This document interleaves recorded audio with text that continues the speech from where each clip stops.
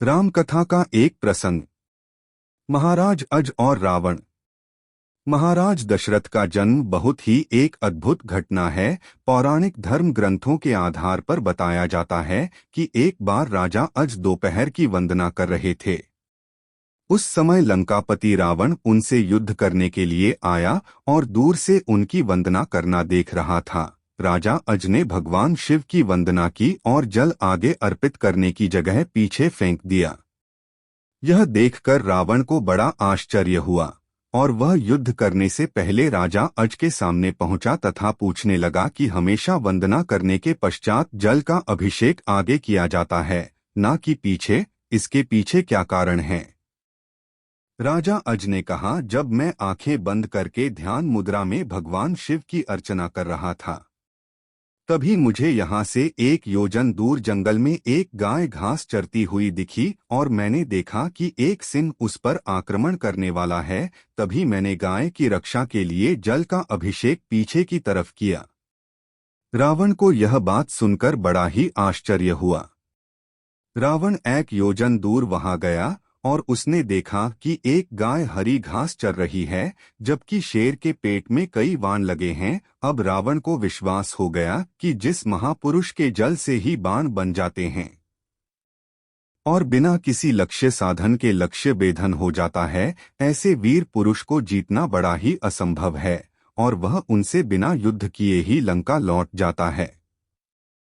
एक बार राजा अज जंगल में भ्रमण करने के लिए गए थे तो उन्हें एक बहुत ही सुंदर सरोवर दिखाई दिया। उस सरोवर में एक कमल का फूल था जो अति सुंदर प्रतीत हो रहा था।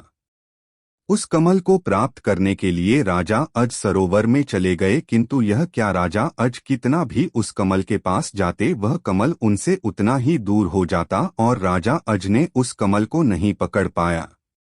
अंततः आकाशवाणी हुई कि हे राजन, आपने संतान हैं, आप इस कमल के योग्य नहीं हैं। इस भविष्यवाणी ने राजा अज के हृदय में एक भयंकर घात किया था। राजा अज अपने महल में लौट आए और चिंताग्रस्त रहने लगे, क्योंकि उन्हें संतान नहीं थी, जबकि वह भगवान शिव के परम भक्त थे।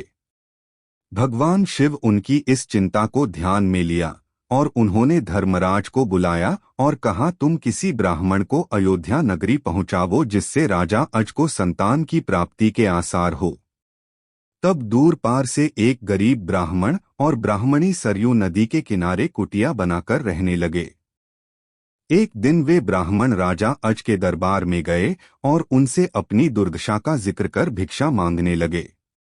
राजा अज ने अपने खजाने में से उन्हें सोने की अशर्फियां देनी चाहिए, लेकिन ब्राह्मण नहीं कहते हुए मना कर दिया कि यह प्रजा का है, आप अपने पास जो है उसे दीजिए। तब राजा अज ने अपने गले का हार उतारा और ब्राह्मण को देने लगे, किंतु ब्राह्मण ने मना कर दिया कि यह भी प्रजा की ही संपत्ति है। इस प्रकार राजा अज को बड़ा दुख हुआ कि आज एक गरीब ब्राह्मण उनके दरबार से खाली हाथ जा रहा है। तब राजा अज शाम को एक मजदूर का वेश बनाते हैं और नगर में किसी काम के लिए निकल जाते हैं।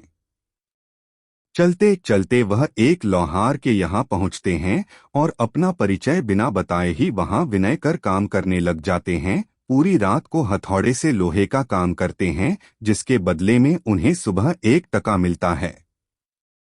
राजा 1 टका लेकर ब्राह्मण के घर पहुंचते हैं, लेकिन वहां ब्राह्मण नहीं था। उन्होंने वह 1 टका ब्राह्मण की पत्नी को दे दिया और कहा कि इसे ब्राह्मण को दे देना। जब ब्राह्मण आया तो ब्राह्मण की पत्नी ने वह टका ब्राह्मण को दिया और ब्राह्मण ने उस टका को जमीन पर फेंक दिया। तभी एक आश्चर्यजनक घटना हुई। ब्राह्मण ने जहां टका फेंका था वहां गड्ढा हो गया। ब्राह्मण ने उस गड्ढे को और खोदा तो उसमें से सोने का एक रथ निकला तथा आसमान में चला गया। इसके पश्चात ब्राह्मण ने और खोदा तो दूसरा सोने का रथ निकला और आसमान की तरफ चला गया। इसी प्रकार से 9 सोने के रथ निकले और आसमान की तरफ चले गए, और जब 10वां रथ निकला तो उस पर एक बालक था और वह रथ जमीन पर आकर ठहर गया।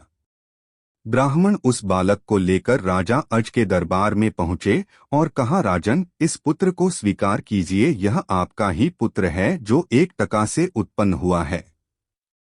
तथा इसके साथ में सोने के 9 रथ निकले जो आसमान में चले गए, जबकि यह बालक 10वें रथ पर निकला, इसलिए यह रथ तथा पुत्र आपका है। इस प्रकार से दशरथ जी का जन्म हुआ था। महाराज दशरथ का असली नाम मनु था। हरि अनंत हरि कथा अनंता, कही सुनहि बहु विधि सब संता। जय श्री राम।